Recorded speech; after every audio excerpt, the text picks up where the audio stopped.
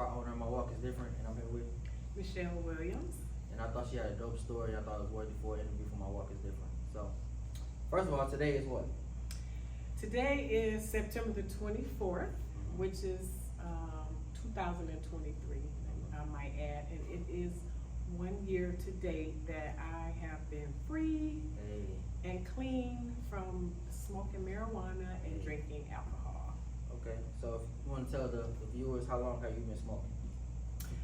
I started smoking when I was in high school, and I will be 60 next month, so that's quite a long time. Yeah. Do you feel as if smoking at a younger age kind of hindered you from anything, or did you just not, at that point, I know when you're young, you really don't even think about that. Do you think that stopped you from anything that you had prior to you being an adult? Well, it's a possibility that it could have stopped progress, but to me, it was a normal thing because I grew up under it. Adults in my life, family members, you know, it was like a normal thing. So naturally for me to grow up right into it, and I felt that it was normal as well. Okay. So was you, I know a lot of people, but I used to smoke. So was it the feeling that you got from it that made you want to smoke, or were you going through some things and that's why you took to it? To be honest with you, I believe that it wasn't so much the feeling, I felt like it was the thing to do because I grew up under it. All of the, adults around me did it, and it wasn't a hidden thing, it was like normal. So to me, I just felt like it was something that I was supposed to do because it was all around me. As a matter of fact, I smoked for probably maybe a year and a half before I even felt like I was high. Yeah. Wow. Yeah. So did you feel like it was cool to do because other people was doing it, or were you one of those people that you were a leader enough to just like, that's something that I want to do, so I'm gonna do it? I think it was a little bit of both. Yeah. I wanted to do it, but at the same time, it was normal. Did you see somebody doing it and made you like, oh, I want to try it, or was it just, I know around that time it was probably just the thing to do. So your friends at school, maybe family members was doing it. Was it one of that kind of thing? It was all the above, but basically the seed was planted as a kid because I can remember me running around playing with my little cousins and stuff, and then the adults in my life were sitting around passing. Back then it was called joints. The big thing now is blunts, but so again, I was a very young kid, a young girl running around playing, and the adults in my life was doing it, so I thought that was normal. So is it shocking seeing from when you started smoking to now, just kind of how it's more, okay for people to be doing out in the open? It's not as taboo as it once was, but you kind of see when you walk by people, kind of smell it on them. Like, it was never like that. I feel like people did a good job at hiding it unless you was in the circle of the people that was doing it. Yeah, that's very true. Now that it has become legal in the state of Michigan, people are really out with it. You at the park, you smell it. You walk through downtown, you smell it. Like everywhere you go where there's crowds of people. As a matter of fact, we were at a movie night for the children at the city of Wayne probably about a month ago, and it was for the kids, and I'm sitting there and I'm thinking, I know these grown-ups are not sitting here smoking weed around the kids, but I guess it's normal now as it was back then. Definitely. Yeah. It's sad to see because I do go to family functions, and for me too, I used to smoke. So with me, I don't feel, when I said for the last time I was gonna stop smoking, I stopped smoking. I wouldn't say that it was a tug of smoking again or nothing like that, but it's just being in an atmosphere when you know that you've overcame so much to get over that. So, are you struggling with being put in those type of atmospheres still today? Um, well, I wouldn't call it a struggle because when I made up in my mind that this is what I wanted to do, that, you know, where God was taking me in my life, I knew that I couldn't take that with me. Yeah. And so, it's not so much a struggle, but it just lets me see where I came from. And it makes me feel really proud of myself that I've overcome it. I'm not in a judgmental space where, you know, I don't judge people for doing Right. what they do, but I just feel good that I am free. Mm. So do you feel like since smoking, has it been anything going on from smoking that prevented you from being a better parent or anything of that nature? It's a possibility. I mean, I tried to be the best parent I could. Yeah. And even though I smoked marijuana all those years, even during my childbearing, now don't get me wrong, when I was pregnant with my children, I did not smoke. Okay, let's get that straight right now. But I went right back to it after I delivered my kids when I got done with nursing my children. But I never smoked in front of my children. Even though it happened with me, with the adults in my life, I felt like it was something that was an adult thing, and I didn't feel comfortable with smoking around my children. So my children never knew that I smoked until they, you know, became of age. They became teenagers and was exposed to it around other teens, and so they knew what it smelled like. They knew what it was. Yeah. And, you know, I still didn't smoke it in front of them, but, you know, that smell is, you can't hide it, no matter how hard you try. So do you think that from you smoking, do you think that's what got them, you know, smoking, or do you think that they just picked it up on their own? I know you said that, you know, a couple people was around them when they was, you know, teens. Yeah. Well, I really can't say that they picked it up from me because, again, they never saw me doing it. Right. And so, you know, they might have started when they were teenagers. As far as I knew, they were young adults, but they, you know how you're a teenager and you out and you hanging out with your friends and trying things and doing different things. So it's a possibility that they were doing it when they were teens, but it definitely wasn't from my influence over them because I did everything I could to not do it in front of them and to keep it away from them.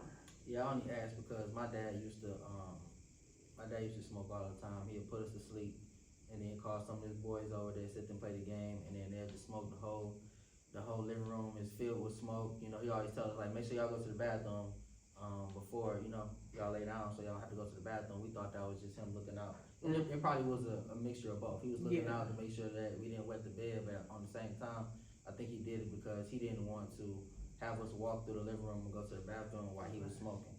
So that's the reason why I asked, because as much as I want to believe that I started smoking on my own, a lot of it is generational. Yeah. And just because that my dad started doing it, it took it down to my oldest brother, then my second oldest brother, down to me, and even my younger brother. I speak to him about it, and I just smoke, I do this, and it's like, it's kind of hard to tell people not to do something that you did. Right. You kind of gotta allow people to make their own assumption and mistakes of their own, because I feel like experience is the best teacher. So once you start smoking and you realizing that, oh, this is keeping me from waking up on time doing this, or these goals that I had is making me more lazy, which even adults, I try to break it down to some of my friends, they don't agree.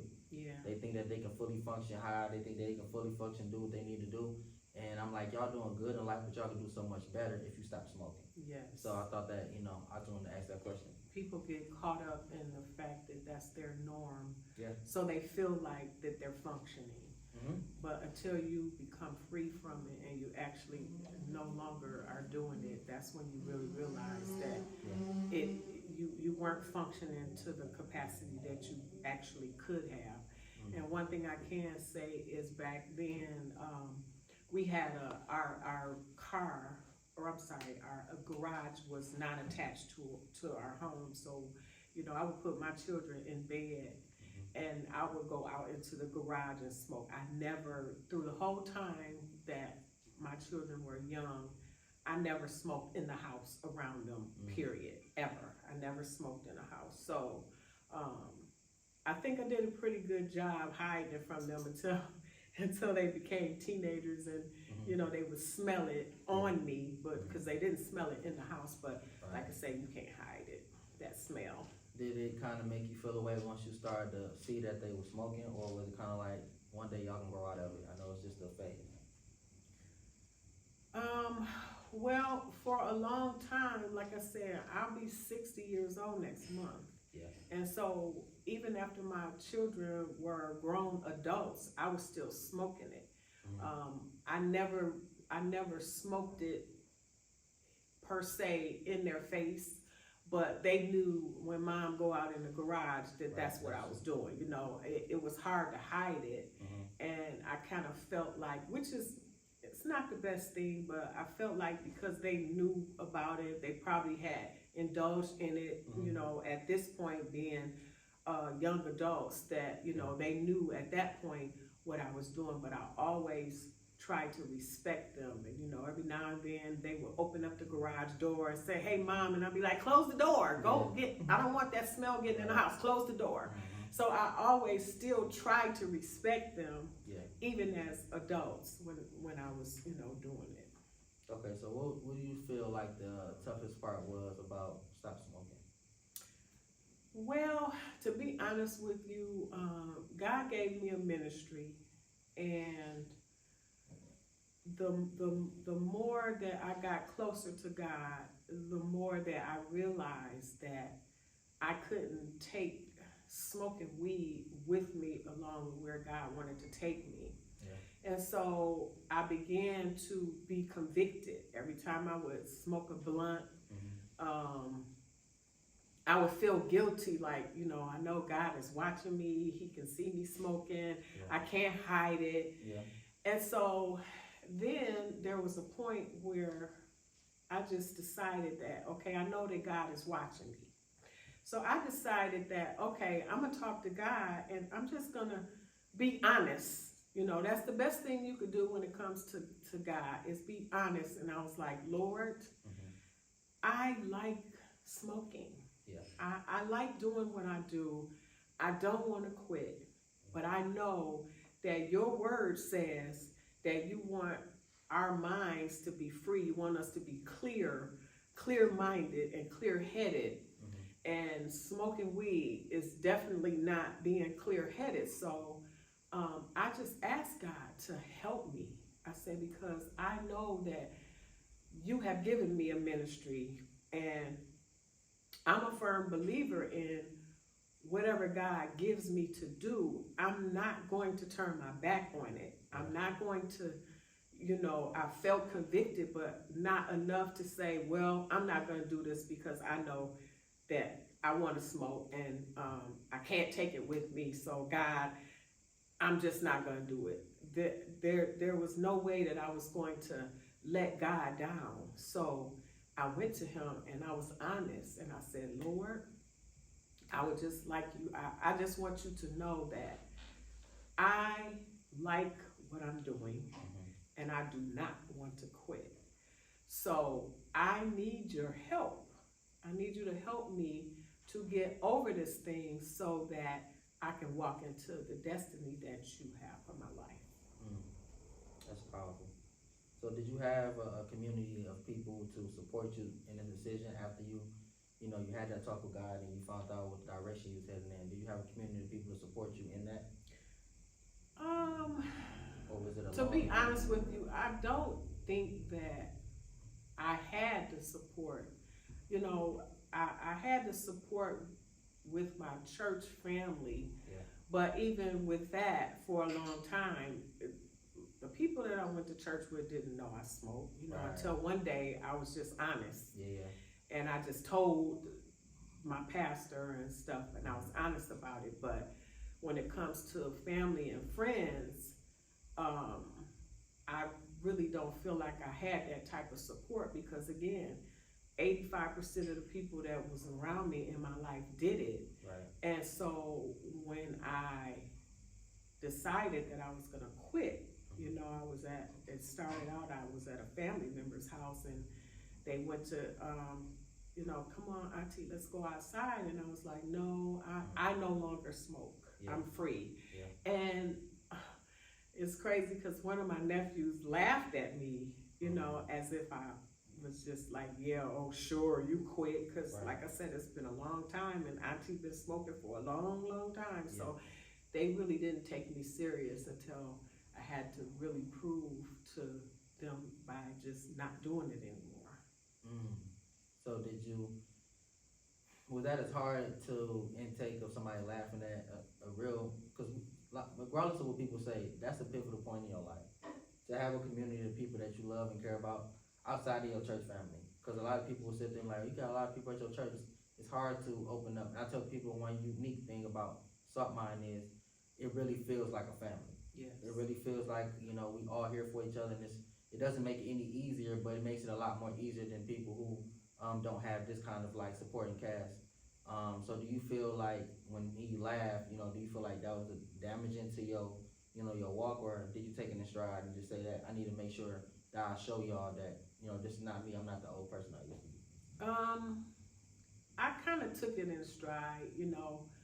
I understood where it came from because, like I said, I had done it for so long. So, of course, when I say no, I'm not going outside, or no, I'm not hitting the blunt anymore, I could see where, you know, they would think that it was a joke.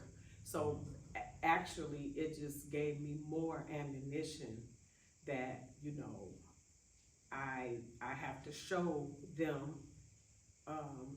And it's not that I was doing it to show them, but during the process of me continuing not to do it, I knew that me being around them and not doing it, eventually they would see that, wow, Auntie really was serious, and she really meant business, and she really don't smoke anymore. Yeah, and that's stuff to do, so I commend you on that. So I always do this. I do it in certain interviews. I did it with Asha. I had told her, like, look in the camera and just, you know, talk to a person that may be struggling with smoking, that may not have the community like Salt Mine, that may not have a family who's more supportive of that. What would you tell them? I would say that just from what I've been through in my life, the fact that I have smoked marijuana for umpteen years, from the age of high school to a year ago today. If I can do it, you can do it. Because to be honest with you, I came from a place of not wanting to stop. I didn't want to stop. God helped me along the way. You know, I was at a point where I would smoke like a blunt a day, you know, and so when I went to God and I asked him to help me, I realized that I couldn't just put it all on God. I had to do my part. And so I started to see, okay, the next day I go in my little can and I still got a half a blunt left. So I'm like, okay, so now I see you working, God, because now you're helping me get through the day without just smoking a whole blunt. And so I really encourage people to know that it can be done. And with the help of God, he helped me get to a point where I was doing it less and less. And then I love my pastor and first lady because Pastor Al actually invested in his leaders for us to go to a inner healing and deliverance conference. And so I was already slowing down at that point. And when I went to inner healing and deliverance, and it was 1 year ago today, that was the turning point of my life. And I must say, from that day, inner healing and deliverance, healed me. I was able to just, and drinking alcohol wasn't my big thing. Like, I would drink alcohol, but it wasn't the hard thing for me to do. I would drink casually, but when I went through that inner healing and deliverance conference, I actually made the decision to let go of alcohol and marijuana. So I'm completely clean. Yeah. And so if I just encourage you that if it's something that you really, really want to do, you can do it. If I can do it, you can do it. And rely on God, and He will walk through it with you. Amen. Did you have to distance yourself from people? I did for a while, because in inner healing and deliverance, you have to actually maintain your deliverance. Yeah. And everything that we learned during the process, that was one of the things that we were taught, that we have to distance ourselves from situations and stuff while we're in the process of healing. And I knew that there was going to be a point in time that I would still go around my family members, because I love my family, and I'm not going to just stay away from them because of something that they choose to do, because God gives us free will. Yeah. And I'm not in a judgmental place, and I know that my testimony and me being free and clear from it, it will make my friends and family look at me in a different way. When you're a child of God, you have to walk in a different way. You have to set yourself apart. People will say, well, she's smoking weed every day and drinking alcohol and going into the church house every Sunday. Yeah. And that I would say, that's what church is for. You go and you sit under God's word. Don't allow what you do to keep you from God, to keep you from service and going to church, because that's what it's for. We all flawed, and no one is perfect. So we come and we sit up under God's word, and at some point we're going to use God's word in our lives and just do better. So I encourage you to find a church home if you're serious about doing it or not doing it, or anything. It don't have to be just marijuana, but we are a flawed people, and this is where we need to be in order to get delivered from the things that oppress us. And I'm glad you brought that up, because I come in contact with people all the time that think that they have to come fixed before they get here. Yes. It's no, in the case in point of like you using a doctor, you don't wait until you're clear of whatever you need to go to that you thought about going to the doctor for before you go to the doctor.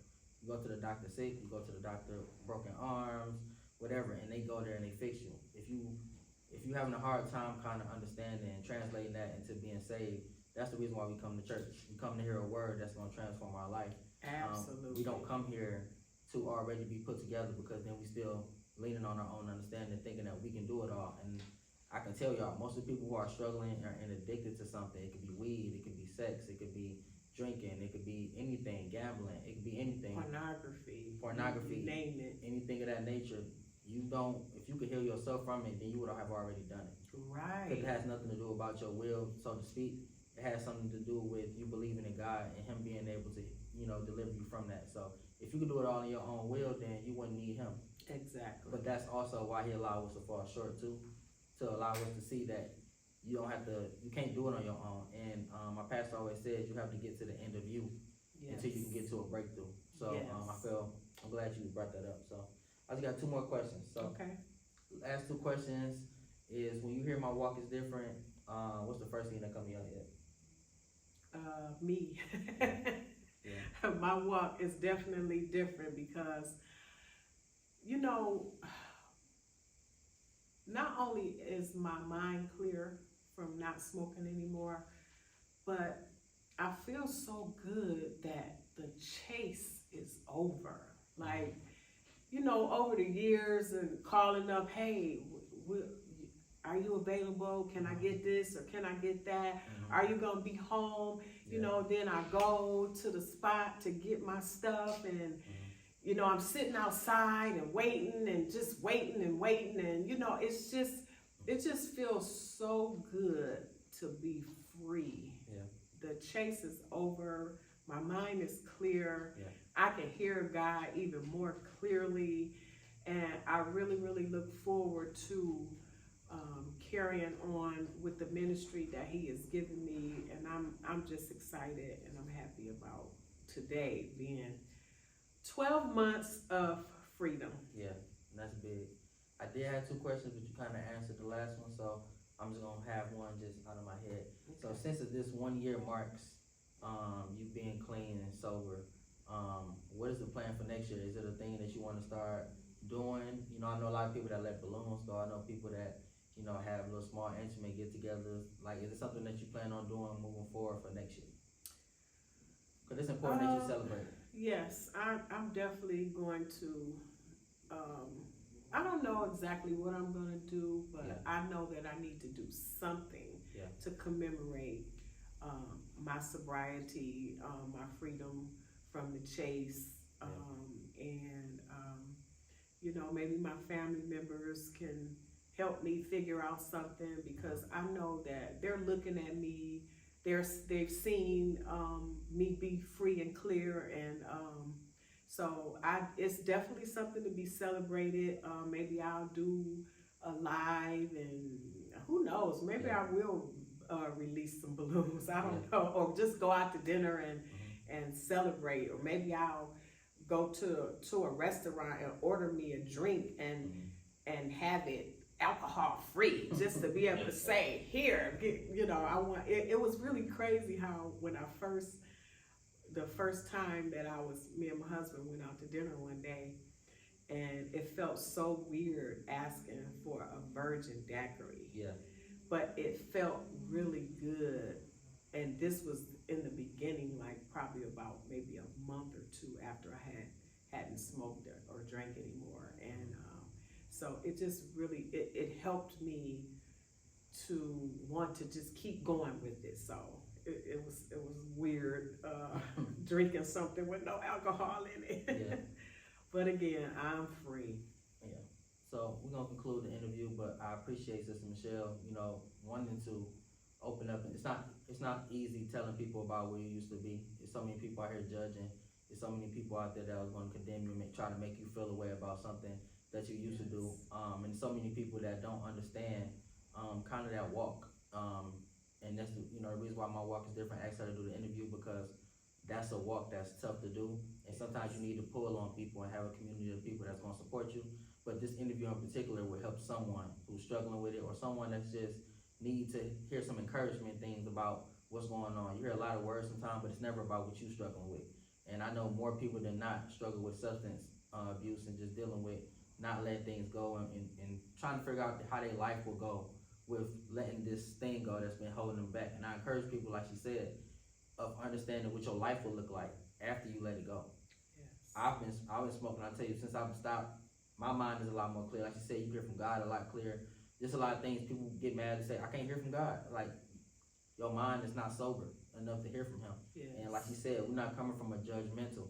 Because I think that when people come with church focus, what they want to call them, when we say things, it come across as we're being judgmental. But when you're speaking from a testimony, and that's why our testimonies are able to connect us, we could tell you that we've been there, and we can tell you how we're getting to the point we're at now. So I want to thank you again for sharing that, and being brave enough to share that. And next year we'll come up with something bigger and better to do for your for your sobriety. 2 years. You feel me? So we thank y'all for being here with us, man. We appreciate y'all. We love y'all. Make sure y'all stay tuned for the next interview.